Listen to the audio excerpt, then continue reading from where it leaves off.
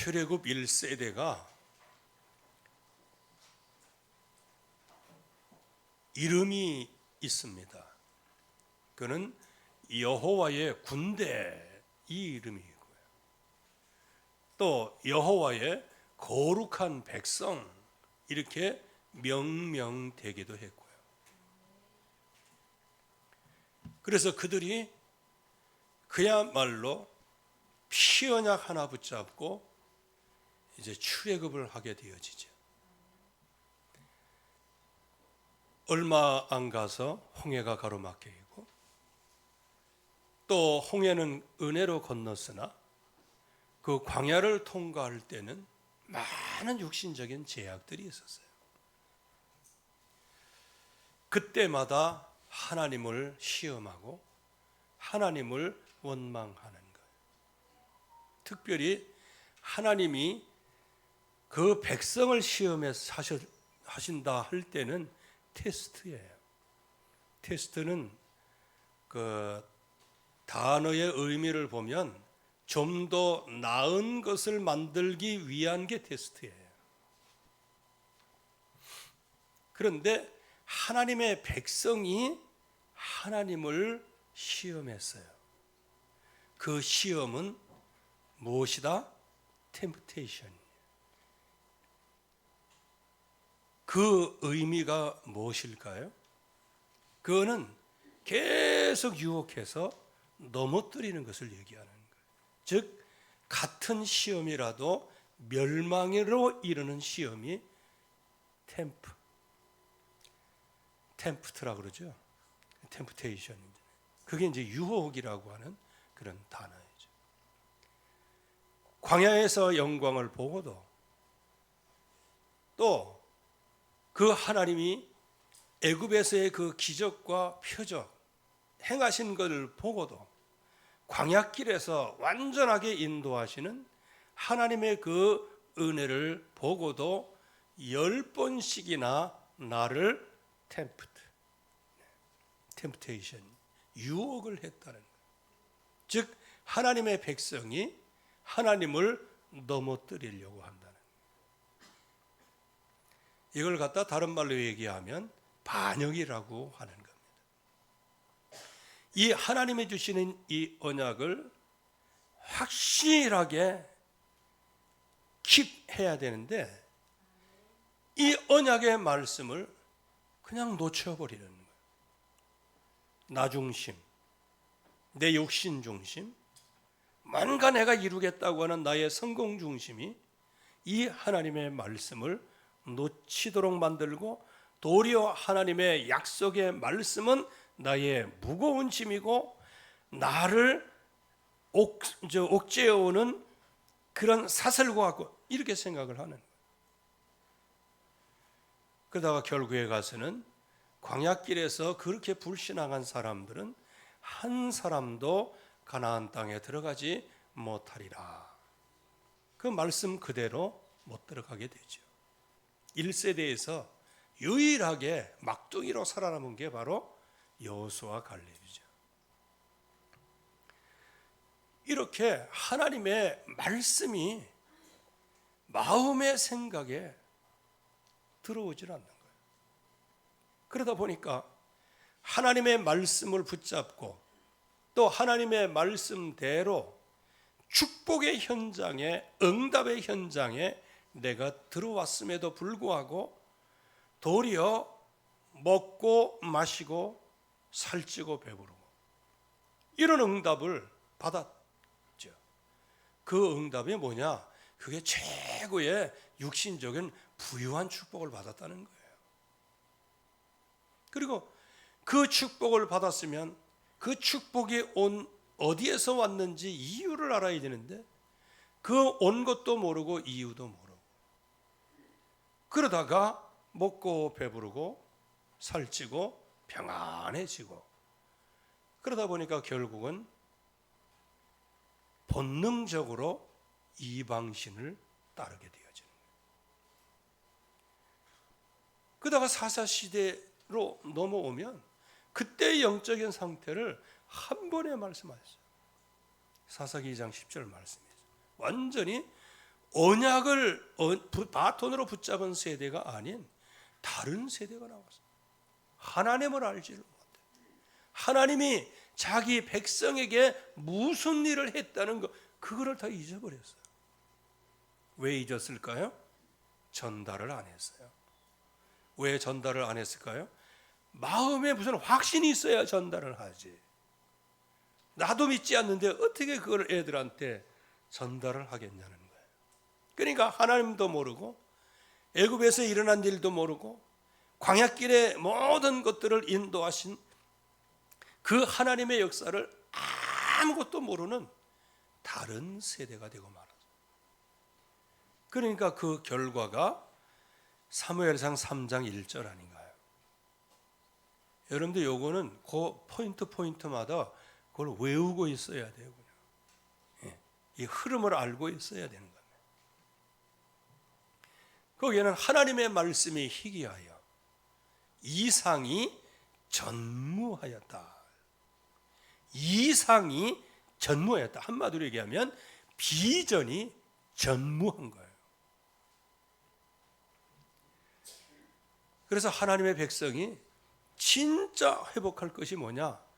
전무한 이상을 하나님 앞에 비전으로 응답을 받아야 됩니다. 사람은 환경에 의하여 꿈을 꾸는 게 아니에요. 그리고 사람은 미래에 뭔가 부푼 마음을 갖고 있다. 그렇게 해서 그게 비전이 되는 게 아니에요.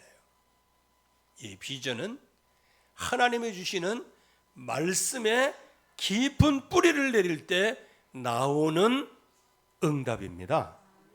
그래서 기도 응답의 최고의 응답이 뭐냐? 비전이 생기는 거예요. 그래서 소망이 생기는 거예요. 소망이 생기기 때문에 지금 나의 어려움을 인내로 정복할 수 있는 거예요. 그걸 갖다가 승리자다, 그렇게 얘기하는 것이죠. 그래서 결국에 가서는 교회도 소멸되고 중직자들도 소멸되고 렘넌트들도 미침을 당할 뿐만 아니고 우리의 후대들은 완전히 어떻게 돼요? 절명을 당해버리고 마는 거예요. 그거는 하나의 경고였지만 구약 성경 전체를 놓고 보면 그 말씀 그대로 성취가 되어졌어요. 그래서 우리는 이 사실을 알기 때문에 소돔과 고모라에 10명의 의인을 찾으시면 멸망하지 않으시겠다. 이게 성경에 나오는 하나님의 언약이에요.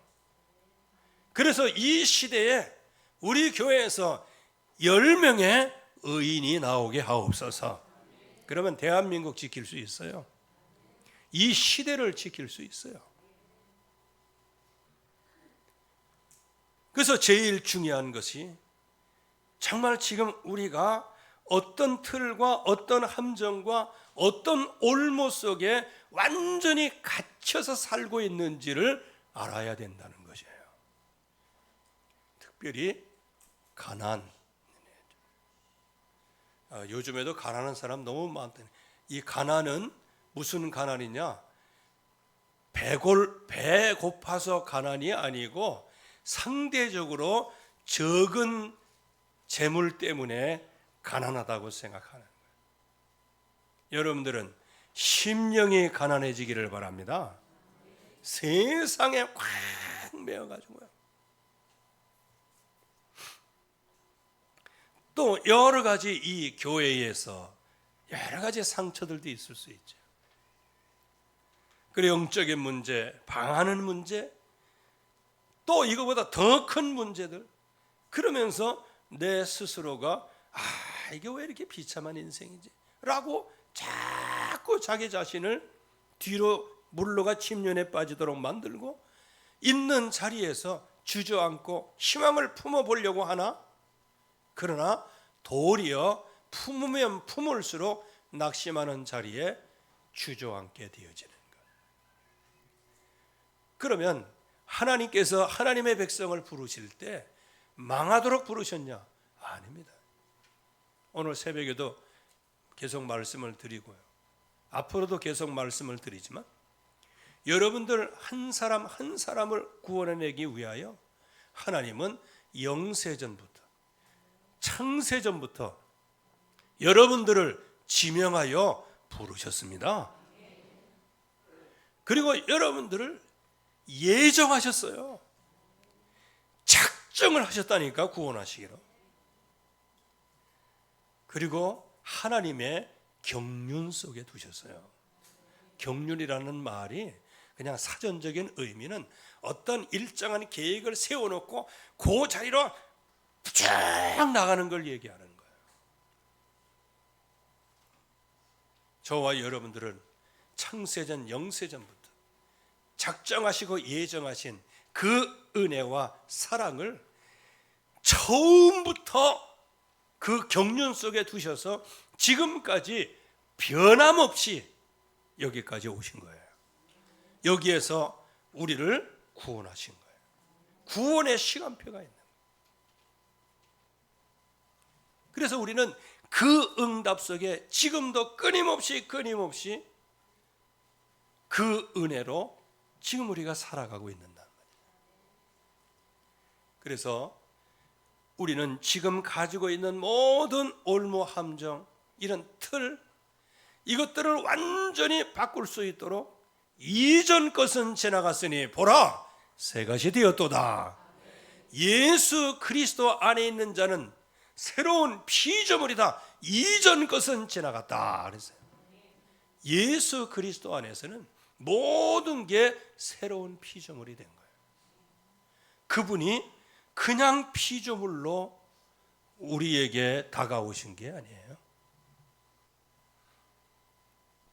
그분은 바로 이 땅에 오신 목적이 저와 여러분들의 모든 죄를 그 어깨에 지시고 그 죄를 대속하기 위하여 이 땅에 오셨습니다. 그분이 유일한 목적이 그거예요. 저와 여러분들을 살리시려고요. 그래서 그분이 십자가에서 다 이루었다 말씀하시므로 저와 여러분들의 모든 죄값을 내가 하나님 앞에 다 지불했다. 이거는 아무렇게나 하는 게 아니에요. 예수님께서 우리 죄를 대속하시고 내가 다 하나님, 내가 다 이들의 죄를 대속하였습니다, 지불하였습니다, 이렇게 얘기한다고 해서 그렇게 됩니까? 바로 예수 그리스도는 복음의 시작이요, 그분은 창조주 하나님이시요 육신의 몸을 입고 이 땅에 오신 분이십니다. 그래서 하나님께서 우리에게 주신 비전이 있는 거예요. 그래서 요한복음 1장 1절에 창조주 하나님이잖아요. 1장 14절에 은혜와 진리가 충만하잖아요. 그리고 18절 말씀에는 우리에게 보이시는 하나님으로. 여러분들은 그리스도를 보았고 그분의 음성을 들었고 그분 말씀을 따라가고 계신 줄로 믿습니다. 그분은 하나님과 동등된 분이시죠. 한마디로 얘기하면 예수 그리스도, 육신으로 오신 예수님을 유대인들이나 그 주변의 사람들에게 이걸 하나님이라고 소개하자니 이건 알아듣지를 못해. 결국에 와서는 여러분들 예수님이 자기가 자칭 하나님이라고 하는 죄 때문에 십자가에 못 박았어요. 유대인들이. 아니 세상에 하나님이 하나님이라고 그랬는데 하나님이 하나님이라고 그랬다고 하나님을 모독했다고 하나님을 십자가에 못 박아 죽였어요. 그런데 유대인들이 괘씸하게 보이지만, 먼저 믿는 자들이 괘씸하게 보이지만, 예수님은 이 땅에서 누군가에 의하여 돌아가셔야 돼요. 그런데 누구에 의하여 돌아가셔요? 본디오 빌라도가 아니에요. 하나님의 백성에 의하여 예수님이 십자가 달려 죽으시는 거예요. 어쩌면 그게 맞는 말씀이겠고요. 그래서 하나님과 전혀 동등됨을 버리지 아니하시고, 동등됨을 취하지 아니하시고 종의 형체를 가져 육신까지 입으시고 저와 여러분들을 위하여 십자가에 죽기까지 복종하신 분이 예수는 그리스도이십니다. 바로 그분이 생명의 떡이시고 우리는 그분의 살과 그분의 피를 마실 때 영원한 영생을 얻는 존재요. 또 그분을 따라갈 때 그분은 빛이시기 때문에 우리가 어둠에 다니지 않아요. 여러분들은 빛의 자녀입니다. 빛의 자녀예요. 그리고 예수 그리스도의 이름으로 출입을 할 때 들어가도 복을 받고 나아가도 복을 받는 거예요. 떡반죽 그릇까지 복을 받는 것이다. 그분은 양의 문 정도가 아니고 선한 목자가 되셨어요. 지금 이 시간표에도 여러분들이 위태할 때, 위험할 때 독수리의 날개로 여러분들을 업어서 인도하실 뿐만 아니고 여러분들을 살리시려고 예수님은 모든 희생의 대가를 다 치르신 줄로 믿습니다. 그분이 우리 주 예수님이에요. 그래서 그분이 나는 부활이요 생명이다라고 말씀하시는 거예요. 나를 믿는 자는 죽어도 살겠고, 여러분들 죽어도 사는 존재인 줄로 믿으시기 바랍니다. 무릇 살아서 믿는 자는 영원히 죽지 아니하리라. 우리 주님이세요. 나로 말미암지 않고는 아버지께로 올 자가 없다. 유일한 길을 마련해 놓으신 분이죠. 그리고 이 땅에 사는 동안에는 나는 포도나무에 너희는 가지이기 때문에 이 포도나무 둥치에 붙어 있기만 하면 많은 열매를 걷게 될 것이다. 스스로 떨어져 나가지만 않으면 되는 거예요. 이제 둥치에 붙어 있는 가지는 운명이 가지에 있지 않아요. 둥치에 있는 거예요. 그래서 어쩌면 저와 여러분들은 영원히 멸망하지 않아요. 근데 그런 거는 있어요. 이게 접을 붙이다 보면 이제 원 둥치에다가 이제 포도나무 그 가지를 접을 딱 붙이잖아요. 그러면 현상이 일어나요. 지금까지 기존 있었던 그 가지는 다 죽습니다. 그 가지 자체가 줄기 그 자체가 죽는 게 아니고 거기에 지금까지 이렇게 나왔던 모든 것들은요 전부 다가 말라 비틀어져 가고 죽는다니까요. 그거를 하나님께서 어떻게 하신다? 열매를 많이 맺기 위하여 전정해 주시는 거예요. 그게 어쩌면 저와 여러분들의 인생의 고난으로 닥쳐올 수도 있는 것이고요. 상실감으로 공허감으로 걱정거리로 다가올 수 있는데 절대로 염려할 필요가 없어요. 우리 아버지 하나님은 농부이세요.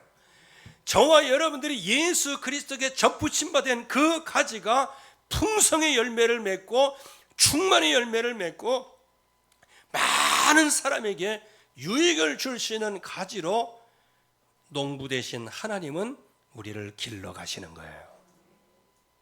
그러기에 저와 여러분들은 오직 예수는 그리스도. 그래서 성경대로 죽으시고 성경대로 부활하신 그 예수는 그리스도, 그 언약, 이거를 확실하게 붙잡는 게 하나님의 비전의 성취예요. 왜?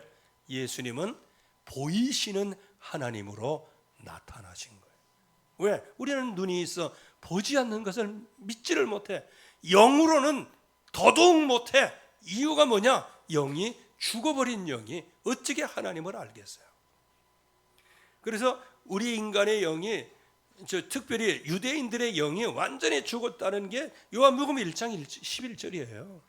예수님께서 자기 땅에 오셨지만 영접하는 사람이 없어요. 한마디로 얘기하면 인정하는 사람이 없어요. 그러나 영접하는 자, 곧 그 이름을 믿는 자들에게는 하나님의 자녀가 되는 권세를 주셨으니, 그 믿는 자가 누구였어요? 말씀의 흐름을 보면 이방인인 저와 여러분들이 믿게 된 겁니다. 하나님께서는 원가지를 잘라서 꺾어내셨어요. 그 원가지를 잘라 꺾어내신 그 자리에 이방인인 저와 여러분들의 가지를 거기 접붙여 갖고 지금 풍성히 열매를 거두게 하십니다. 비유예요. 그래서 이 예수 그리스도, 그분이 처음에 이 땅에 오셔서 뭐라고 말해요? 그리고 그 앞서서 온 세례 요한도 회개하라, 천국이 가까웠느니라, 돌이키라. 그 회개라는 것은 누구에게 돌이키라는 거예요? 이 땅에 메시아가 오시는데 그 메시아께로 너희들이 돌아오라. 그런데 이 하나님의 나라가 임하기는 임했어요. 그래서 여기 마태복음 16장에서는 이 베드로가 세상은 나를 누구라 하느냐, 인자를 나를 누구라 하느냐 이렇게 할 때 아주 고백을 잘했어요. 그러면 너희들은 나를 누구라 하느냐? 주는 그리스도시요 살아계신 하나님의 아들이시니이다. 이 신앙의 고백을 하는 거예요. 그때 주님께서는 반석 위에 내가 내 교회를 세울 것이고 음부의 권세가 이기지 못할 것이고, 네가 땅에서 풀면 하늘에서도 풀리고 땅에서 매면 하늘에서도 매이는 천국 열쇠를 내게 준다. 그런데 여기에 하나님의 나라로 오신 그리스도, 완성은 그분이 십자가에 죽으시고 부활하셔야 되는데, 그 십자가 부활하신다는 그 얘기를 듣고 즉각 항명을 하는 거예요. 그리하지 마옵소서. 난 베드로가 어디서 그렇게 용기가 났는가 하고 그냥 한번, 깊이는 아니고 그냥 슬쩍 한번 내 입장에서 생각해 봤어요. 그건 뭐냐? 주님으로부터 억시 큰 축복을 받았잖아요. 아마 그 축복을 받은 영적인 모든 힘을 다해서 예수님의 십자가 부활을 막은 거예요. 자, 이게 아이러니하죠. 예수님을 십자가에 못 박은 사람이 유대인인 것처럼, 예수님을 십자가에 못 박은 사람이 하나님의 백성들이 십자가에 못 박는 거예요. 여기에 제자들이 실패를 하죠. 나중에는 마태복음 26장 69절에서 75절에 베드로가 어느 정도까지냐, 아주 그냥 3번씩 욕하고 저주하고 맹세까지 하고 부인을 했어요. 그러나 다 굴기 전에 3번 나를 부인하리라 하신 말씀이 기억에 나서, 참만 다행이죠. 주님이 하신 말씀이 기억에 나서. 그런데 온전한 말씀이 기억에 나야 되는데 왜 하필 다 굴기 전에 3번 나를 부인하리라 그 말씀이 생각나는 거. 여러분들은 좀 건전한 말씀이 생각나기를 바랍니다. 너는 죽으리라 이것만 생각나면 안 돼요. 여러분들은 살 겁니다. 예수님은 부활이요 생명이십니다. 항상 하나님이 주시는 나를 살리는 말씀으로 응답을 받아야 되는 거예요. 여기에서 예수님께서 이렇게 실패한 제자들에게 나타나시잖아요. 각양각색의 방법으로 친히 살아계심을 나타내셨다. 여러분들, 지금도 주님은 여러분들의 영혼을 타치하고 계세요. 여러분들의 마음을 타치하는 것은 세상적인 거예요. 여러분들의 영혼이 타치를 받는 것은 그거는 영적인 말씀인 거예요. 지금도 주님은 친히 살아계심을 나타내세요. 여러분들을 완전히 생명의 자리로 인도하시기 위하여 친히 살아계심을 나타내시고 하나님의 나라의 일을 말씀을 하시는 거예요. 그래서 예수님이 죽으신 사실을 제자들은 너무 잘 알고 있어요. 그분이 부활하셨다는 소식도 많이 들었어요. 그러나 그들에게는 소식으로 들은 게 아니고 친히 살아계심을 그들에게 나타내셨다. 대면에서 예수님의 부활을 증거하셨어요. 40일 동안 증거하셨어요. 그만큼 참 인간의 원죄의 죄성이 얼마나 큰지 말이에요. 그래서 여기에서 이기는 언약을 주셨어요. 너희는 예루살렘을 떠나지 말고 아버지의 약속하신 것을 기다리라. 너희가 몇 날이 못되어 성령으로 세례를 받으리라. 성령으로 세례를 받으리라. 한마디로 얘기하면 하나님 나라가 너희에게 임하리라. 이미 임했지만 임한 그 나라가 견고해질 것을 말씀을 하시는 거예요. 그래서 하나님의 나라는 성령에 충만할 그 응답을 받으면서부터 이제는 능력이 시작이 되어지는 거예요. 그래서 오직 성령이 너희에게 마시면 너희가 권능을 받고 땅까지 이르러 내 증인이 되리라. 이 약속의 말씀을 붙잡고 오로지 기도했어요. 지금 이 시대에 우리에게 필요한 게 뭔지 아십니까? 약속을 붙잡았다. 그러면 이 제자들이 뭘 봤다는 거예요? 예수님에 대한 뭔가의 비전을 본 거예요. 아니, 안 보이겠어요? 예수님 공생에 그렇게 하다가 예수님 다 부인하고 친히 찾아오셔가지고 그들에게 보이시고 하나님 나라의 일을 말씀하시고 너희가 몇 날이 못 되면 성령으로 세례를 받을 거야. 예루살렘을 떠나지 마. 약속하신 것을 기다려. 이렇게 해서 마가다락방에 그 언약을 붙잡고 성령으로 세례를 받으리라. 하나의 비전이 생긴 거예요. 목적이 생긴 거예요. 그리고 만약에 여기에서 또 뭐 이탈해서 나갔다. 그거는 하나님의 뜻이 아니죠. 이들이 정말로 오로지 기도, 생명 걸 이유를 발견하고 십자가 부활의 확실한 증거를 붙잡고 모든 문제 해결에 대한 완전한 해답이 나왔어요. 다 이루었다. 그래서 언약의 시간표를 기다린 거예요. 마가복음 11장 24절에 기도하고 구한 것은 받은 줄로 믿으라. 받은 줄로 믿으라. 이렇게 해서 확실한 하나님께서 주시는 절대 응답이 여기에 찾아온 거예요. 물론 바람 같은 성령, 불 같은 성령 중요한 거예요. 그리고 방언을 말하고 중요한 거예요.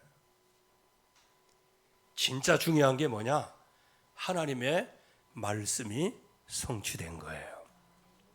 즉 하나님이 약속하신 그 말씀이 내게 성취된 사실을 내가 믿음으로 보는 거예요. 믿음으로 보는 겁니다. 뭐가 열렸다는 거예요? 언약을 붙잡았더니 비전, 이게 열렸다는 거예요. 그래서 여러분들이 CVDIP를 잘 가지고 있어야 돼요. 그 순서가 안 맞으면 안 돼요. 이들이 진정으로 언약을 붙잡았더니 비전이 생긴 거예요. 그래서 오늘 요엘서 2장 28절 말씀에 내 영을 만민에게 부어주니 내 자녀들은 장래일을 말할 것이요 너희 늙은이는 꿈을 꾸며 너희 젊은이들은 이상을 볼 것이다. 요 말씀이 사도행전 2장에서 성취되어진 거예요. 이때부터 제자들에게는 뭐 내게 있는 거 뭐다 내게 있는 거 그 이전에 뭐가 있어요? 예수 그리스도의 언약의 비전이 확실했던 거예요. 그러니까 안진뱅이가 보이는 거지. 나를 보라. 은과 금은 내게 없다. 그러나 나사렛 내게 있는 것으로 네게 주노니 나사렛 예수 그리스도의 이름으로 일어나 걸으라. 뭐가 회복됐다는 거예요? 비전이 회복됐다는 거예요. 오늘 예배하면서 여러분들에게 희망이 회복되기를 바랍니다. 이 비전, 하나님이 주신, 나에게 주신 비전이 회복되는 거예요. 이게 회복이 안 된다? 그거는 아무것도 아닌 거예요. 왜? 말씀이 희귀하니 이상이 전무한 거예요. 말씀이 풍성하면 비전도 풍성한 거예요.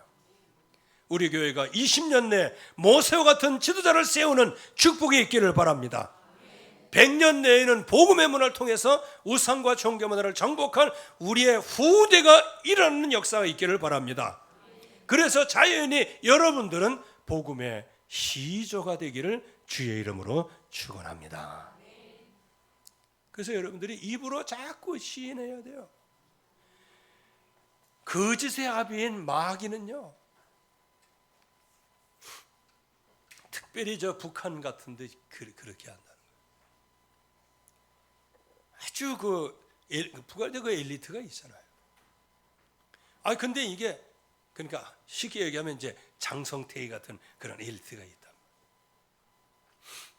그러면요, 보이부에 끌고 가지고요, 석 달 동안 먹이지도 않고 재우지도 않고 그 귀에다가 그 뭐라 그래, 확성기 그거 대고 너는 죄인이다, 만고의 역적이다, 그 나라 욕을 내가 잘 모르겠네. 계속 너는 배신자. 석 달 동안 그렇게 하면요, 자기가 배신자래. 그래서 나중에 조서를 써요. 그냥 우리로 얘기하면 신앙 고백서를 써요. 그게 뭐냐? 처음부터 끝까지 나는 조국을 배신했습니다라고 써나가는 거예요. 그것도 그냥 써나가는 게 아니고 폭풍의 눈물로 회개하면서 나는 공화국의 배신자입니다라고 진실로 쓴다는. 그래서 거짓말도 100번을 하면 진실이 된다. 그래서 여러분들 지금 우리 정치권에서 얘기하는 거 그거 너무 믿지 마세요. 지금은 이제 탄핵 정국인데 그거 계속 얘기해 보세요. 이제 그게 이제 노래가 돼요. 자연스럽게 돼요. 여러분들 자유민주주의 국가에서는 탄핵이라는 게 그렇게 쉽게 나오는 게 아니에요. 근데 그런 말을 몇백 번 계속 하면서 국민의 머릿속에 계속 그걸 각인시키는 거예요. 여러분들 그거 잘 모르시죠? 맨날 그 얘기가 아니고 나중에는 어쩌면은 선거해가지고 탄핵해야 되나 말아야 되나 선거해가지고 하면 60% 이상이 찬성할지도 몰라요. 왜? 머릿속에 세뇌되는 거예요. 세뇌를.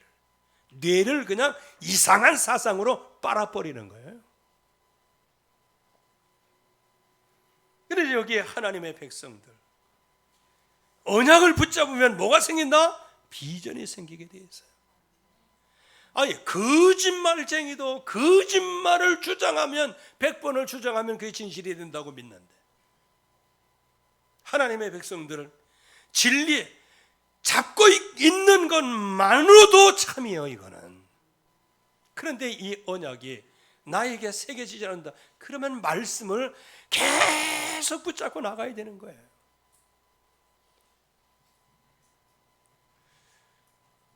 이 세상도 마귀의 자녀도 그렇게 훈련을 시키는데 여러분들 진짜 하나님의 말씀으로 깊이 뿌리 내리기를 주의 이름으로 축원합니다. 이거는 다른 것 갖고는 안 되는 거예요. 언약이 내게 딱 심어지면 이때부터 비전이 열리게 되어지는 거예요. 구원의 확신이 확실한 진짜가 되어지면 이때부터 응답이 시작이 되는데, 그 시작이 뭐냐? 멀리 것을 바라보는 거예요. 여러분들의 인생을 멀리 바라보시기 바랍니다.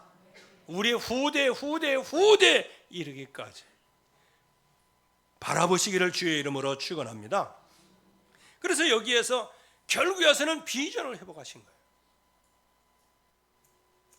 그래서 저와 여러분들은 그릇 준비를 해야 됩니다. 어떤 그릇을 준비합니까? 기도의 진지를 세워야 됩니다. 기도의 진지를 세우시기를 바랍니다. 믿음을 통해서 우리가 구원받은 거예요. 하나님의 선물인 거예요. 그리고 내게 구하면 내가 시행하리라고 말씀해 주셨어요. 내 안에 거하고 내 말이 너희 안에 거하면 무엇이든지 원하는 대로 구하라고 말씀하셨어요. 내 이름으로 무엇이든지 구하면 내가 시행하리라. 다 같은 말씀들인 거예요. 구하라, 찾으라, 두드리라. 구하는 이마다, 찾는 이마다, 두드리는 이마다. 한 명도 예외가 없다는 겁니다. 그래서 우리는 아들을 아끼지 아니하시고 우리에게 선물로 주신 그 하나님께서 무엇을 아끼겠느냐. 그래서 저와 여러분들이 정말로 이 기도 속에서 응답을 받으시기를 바랍니다. 그러면 진짜 저와 여러분들에게 뭐가 깊이 각인되느냐? 구원의 진지가 완전히 서지게 되어지는 거예요. 바로 십자가의 도는 하나님의 능력이요, 그리스도와 그가 십자가에 못 박힌 것 외에는 나는 전하지 않기로 작정하였다. 이 사도 바울의 메시지예요. 그리고 주님이 주시는 은사, 많은 은사가 있지만 다 성령 안에서 하나가 되는 것이다. 여러분들, 이 성도들 여러분들이 전부 다 하나입니다. 객체인 것처럼 보이지만 지금 하나 되는 거예요. 그래서 성령의 하나 되게 하신 것을 힘써 지키라 말씀을 하여 주셨어요. 그래서 이제 우리 마음속에 제자의 진지를 잘 구축을 해야 되는 거예요. 나의 나 된 것은 오직 하나님의 은혜로 되는 것이다. 그리고 내가 가지고 있는 모든 좋은 것을 자랑하는 것이 아니고, 고린도후서 11장 30절 말씀에는 나는 도리어 약한 것을 자랑한다. 왜 약한 것을 자랑해요? 약한 그것을 하나님의 능력으로 채우실 수 있기 때문에요. 이게 우리의 믿음이에요. 우리 렘넌트들은 연약하지만 하나님의 능력으로 채워지기를 바랍니다. 우리 어른들은 진짜 부족한 부분들은 하나님의 능력과 권능으로 채워주시기를 바랍니다. 이게 하나님이 우리에게 주신 것들이에요. 그래서 빌립보서 3장에 우리에게 말씀하고 있는 것처럼 우리의 최고의 지식, 최고의 방향, 최고의 상급, 최고의 능력, 최고의 배경은 바로 예수는 그리스도다.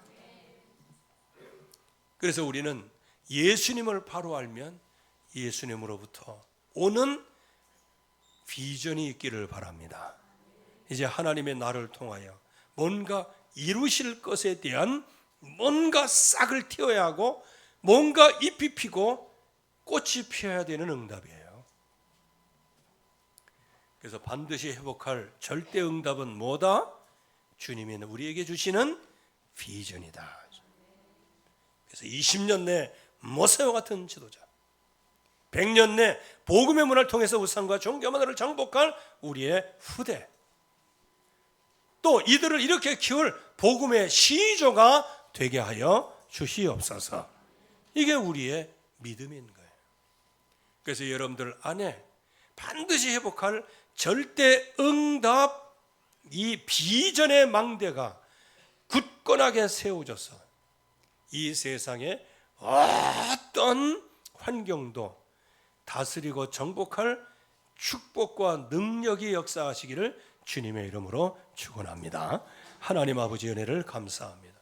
오늘도 주의 말씀 속에 우리를 이끌어 주시고 주의 능력 속에 우리가 서게 하여 주시옵시고 주의 성취 속에 날마다 감사와 감격이 있게 하옵소서.